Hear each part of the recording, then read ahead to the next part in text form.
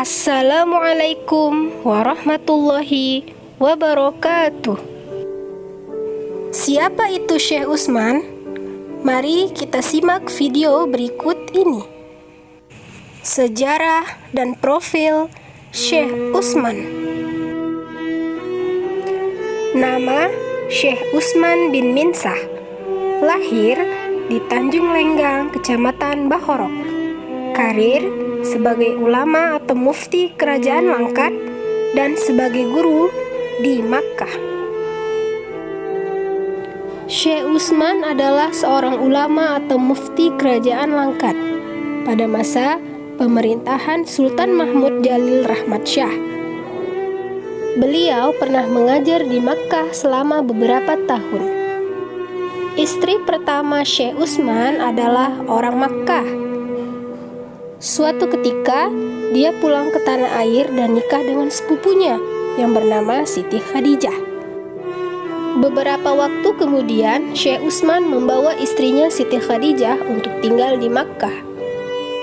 Dari hal perkawinannya dengan sepupunya, Syekh Utsman dan Siti Khadijah dikaruniai anak yang lahir di Makkah yang diberi nama Hafsah dan Abdul Latif. Istri pertama Syekh Utsman yang keturunan Arab itu sangat cemburu karena dia tidak dikaruniai anak.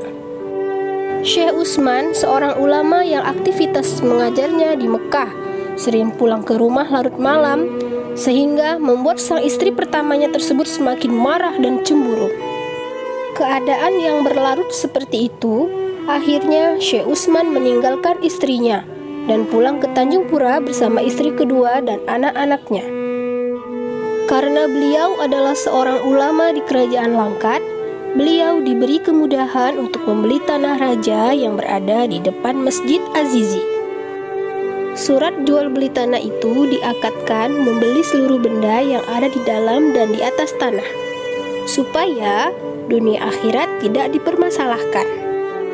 Namun, belum sempat beliau mendirikan rumah di atas tanah tersebut, beliau meninggal dunia.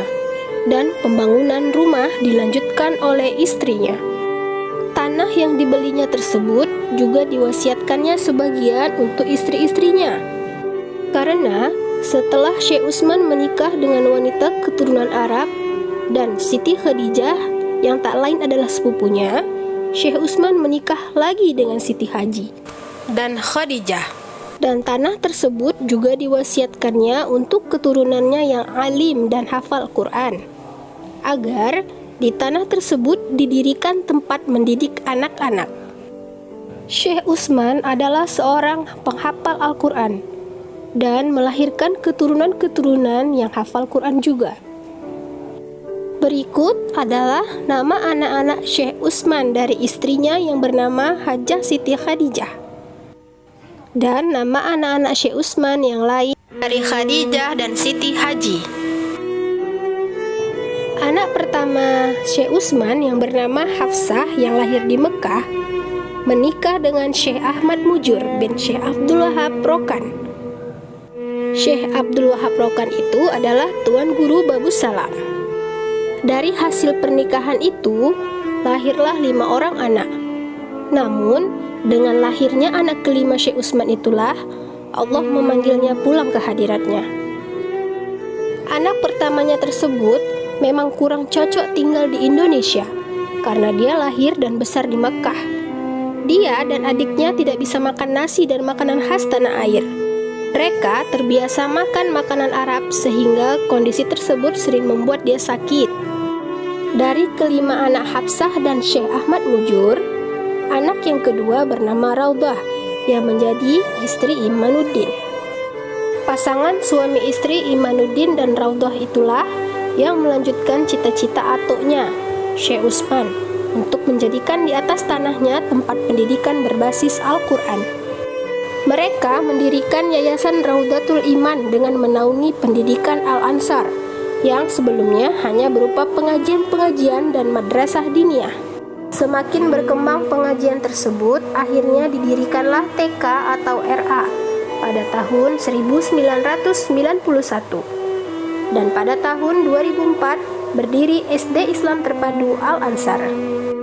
Bapak Haji Imanuddin meninggal dunia pada tanggal 12 Juli tahun 2002 dan Ibunda Hajah Raudah meninggal pada tanggal 27 Agustus tahun 2017.